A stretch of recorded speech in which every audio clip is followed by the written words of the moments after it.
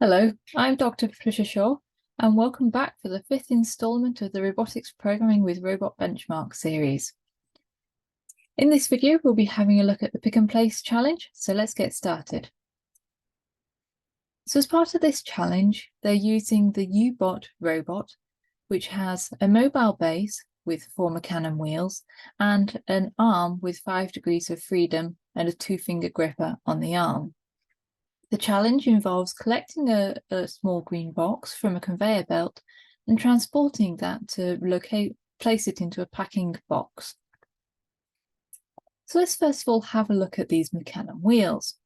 Now, up until now, we've been using differential drive steering, whereby if we send different amounts of power to the left and right wheels, we can drive the robot. And much the same is applied here for mecannum wheels.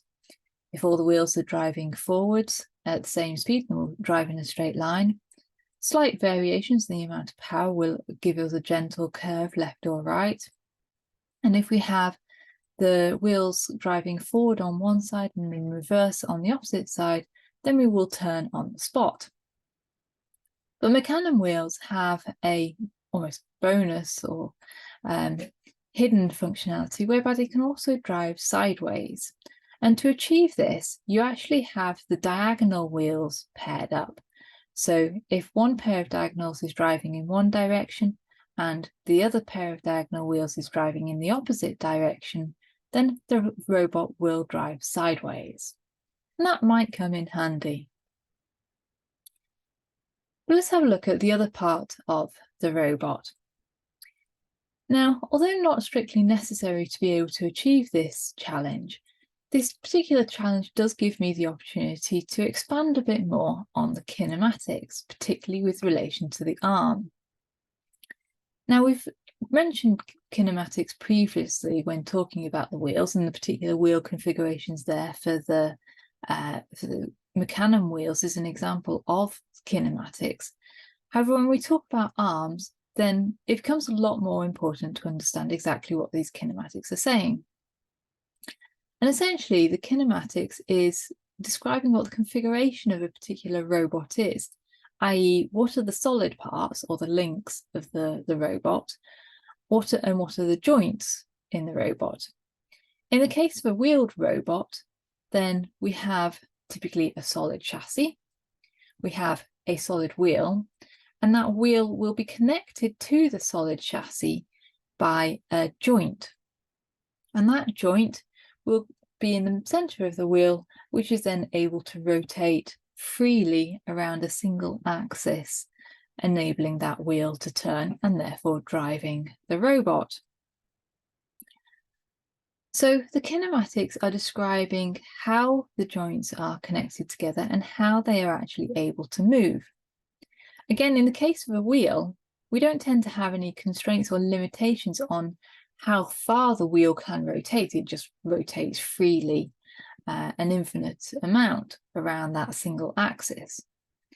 But in the case of an arm, quite often we will have limits on the range of motions.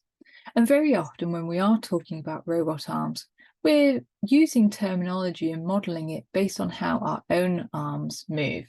And our own arms can't move an infinite number of degrees. They are limited in terms of their range of motion. And so are many joints in the robot arm. And the other thing to consider when we're dealing with kinematics is the sequence of joints that we might have. And that's something called the kinematic chain. When we're dealing with wheels, we're not too worried about exactly where those wheels are because there's only a single joint in that kinematic chain. So we're pretty confident we know where the wheels are in relation to the in relation to the chassis. However, with an arm, it starts to get a bit more complicated because actually the position of the hand at the end of the arm is entirely dependent on all of the joint positions along the whole arm. And so we've got an example here of an arm where it's the base of the arm, or the shoulder as we often call it, is attached to either a table or a mobile platform. And then we have 1, 2, 3 joints along there, and we can see the rigid sections connecting those joints together. And then this red dot at the end is the position of the end effector, or the hand of the robot. And where that hand is will depend exactly on what the angles each of these previous joints are, and also the lengths of those links and how they're all attached together. So if we actually want to know where the hand is, we also need to consider this whole kinematic chain to find out where the hand is. And that kind of brings us into looking at what the space is that our arms are actually dealing with as a whole. Now, don't worry about this too much, but it's interesting to actually be aware of this, that when we're dealing with arms, we're not just thinking about the three-dimensional space that we're able to move in. I mean, we are in a three-dimensional world, except for on this video, but we are in a three-dimensional space. But actually, in any of those points in space, we might want to be able to orientate our hand into different directions around that particular point. And so what we actually end up with when we're defining where the arm wants to reach to is what we call a 6 degree of freedom configuration space. And that includes the X, Y, Z, the point in our Cartesian space where we want to reach to, and then the roll, pitch, yaw. If you think of a plane flying, you've got your pitch, your roll, and your yaw. So you've got the three different orientations, axes of orientation that you want to be able to adjust the orientation of your hand for at any of those points.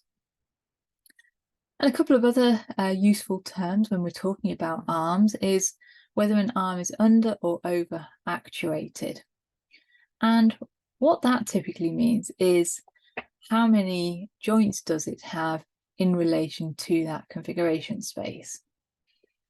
Does it have more joints than needed? Does it have less joints than needed? Or does it have exactly the right number?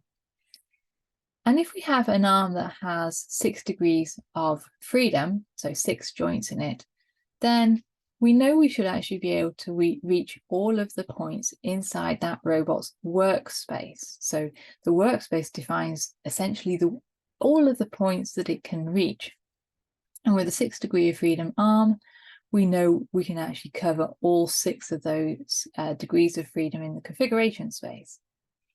If, however, we have less joints than that, then actually we may find that there's certain points in that configuration space we're simply not able to reach. And if we have more joints than that, then actually we can have a choice of joint configurations that will take us to the same point. And finally, a couple of other useful terms to be aware of is pose. Pose describes the full configuration of the arm, so what particular joint configuration is it currently in, and the end effector. And we have that end effector on the end of the arm, which typically has our gripper on it, our hand, for being able to interact with the environment. Now, there's a couple more important terms that we do need to be aware of when we're dealing with these kinematic chains. Now, I've already mentioned that the position of the end effector is entirely dependent on the configuration of the joints and the position of those joints along the kinematic chain, the previous joints in the arm. And sometimes it's actually useful to know where the hand is, and we call this the forward kinematics, so calculating where is my hand in relation to my body. And in order to be able to know where my hand is in relation to my body, then I actually need to know what configuration my shoulder is in, where my elbow is, and following all the way down the chain in order to calculate where the hand is. And that's relatively straightforward for the robot to be able to do. The harder one, though, is the inverse kinematics. And that's asking the question, how do I move my hand to reach a particular point? And in order to answer that particular question, we actually have to work out, we have to be able to calculate what the joint configuration is that we need to be able to use to get the hand to a particular location in space. Now, this is a problem that we as humans solve without even thinking about it. We see something that we want to pick up and we just reach to it. So it seems like it ought to be quite a straightforward problem for robots to solve as well. I mean, they're great at doing calculations. However, what we actually find is that it's a very difficult problem for robots to be able to solve, quite often because there could be multiple possible solutions or no solution at all for them to actually be able to reach to that. And so it actually becomes quite a complex mathematical problem to be able to try to solve that for a robot. And quite often the solutions that are used, we can't guarantee that they're the best solution, only that they are a solution that we have discovered within a particular set of constraints. But thankfully, for this particular exercise, you don't need to worry about any of that. So let's get on to actually how we go about tackling this challenge. So it's probably worth saying that let's go and have a look at the code that it gives us for the starting point of this challenge. So here's the robot. This is the conveyor belt with the green box on it, and this on the trolley on the bottom left here is where we want to transport that box to. Now, the program it gives us to start off with is actually a complete program that will solve this problem for it. And actually the challenge is to improve the speed with which it's able to do that.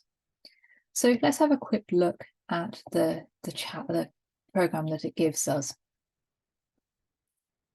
So as before, we get the robot and we initialize the time step. And then we're gaining access to the wheels. Now, because we're using a mecannum robot with 4 wheels, and actually there's 4 wheels there that we need to gain access to. And because there's 4 rather than just the 2, then they are actually populating that into an array to make it slightly easier to be able to then actually access all of those arrays rather than having a left and right wheel variable that we have to use for each one. So they're producing an array of wheels, which are then set into velocity mode by setting the position to infinite. For the arm, we have 5 joints on the arm, and actually those are populated into an array as well. And where I mentioned the pose of the arm, then the particular configuration of each of these joints in that array describes the current pose of the arm. So they generate this set of 5 motor controls for each of the joints in the arm, and they set a maximum velocity for each of those joints. There's sensors. Quite often we do have sensors in the arm, so we actually know exactly where the current joint is. Unlike in the wheel, it's useful to actually be able to know what angle that the joint is currently at. So we do tend to have these position sensors in the arms, and those of course all need to be enabled. And finally, we have the 2 fingers, or the 2 finger grippers at the end. And sometimes these are controlled as a single joint, sometimes these are controlled as 2 independent joints. In the case of this robot here, they're controlled as 2 independent motors that we can set the velocities for. Okay, so having initialized the robot and set the various velocities, we can now start to actually solve the challenge. And in this case, the first stage it does is simply move the robot forward towards the conveyor belt. So as with the square challenge, it sets a velocity for that and then waits a set amount of time in order for that stage to be complete. Once that time is up, it brings the robot to a stop and then moves the arm. So it's actually given us the predefined joint configurations that are needed in order to be able to reach to the locations where the cube will be and also where we want to drop off the robot. So we don't have to worry about calculating any of these ourselves. but it is giving us predefined joint configurations there. We can wait until the arm has actually reached that position. Make sure that this first part here is making sure that the gripper is open. And then once the arm is in the right position, we can then close the gripper. So we can send the joint configurations to close the gripper, wait until the gripper is closed, and then move the arm back into a suitable position to carry the block.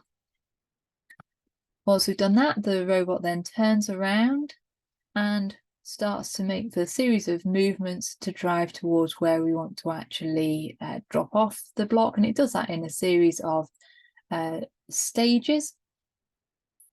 And we can finally then reach the target location where we want to be dropping it off to stop the robot.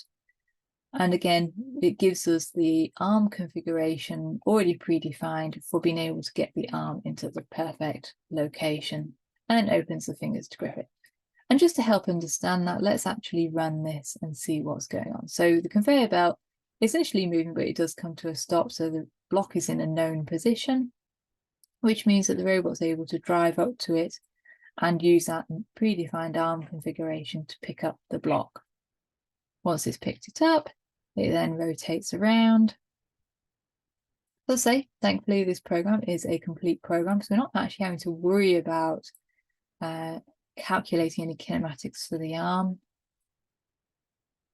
If we look at the metrics, what it is measuring on the metrics is the time it takes to get this 6th block into this packing crate.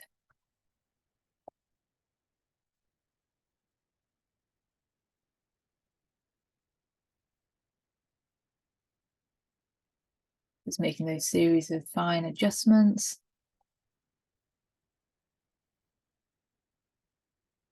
Moving the arm into a new position. And then bringing down the arm to get the box into the perfect place. And there we have it. So in this particular example, it takes 1 minute and 7 seconds in order to be able to complete that task. And essentially your challenge is to try and speed this up as much as possible. So how do you go about doing that? Well, we saw quite a few steps there that potentially don't have to be done one after another, but could be done together. So for example, whilst the robot is initially moving to the conveyor belt, you could actually get the arm into the starting position so that by the time the robot has arrived at the conveyor belt, the arm is also in the right position, ready to pick up the box from it. And similarly, for moving to the packing box, you could actually have those stages done at the same time, rather than waiting for one to complete before you do the next. The other possible refinement is, of course, speeding up some of the movements and perhaps having a more direct path to the packing box. So remember that the robot can drive sideways. Maybe that's useful, maybe it's not. Obviously, if you do start changing the orientation, you're approaching the robot, the picking and dropping locations, then you will potentially also need to change the arm configuration, which you might or might not want to do, but you can certainly have a more direct path from one to the other that will speed up your performance. So there you go. Good luck, and hope you enjoy that challenge. See you next time.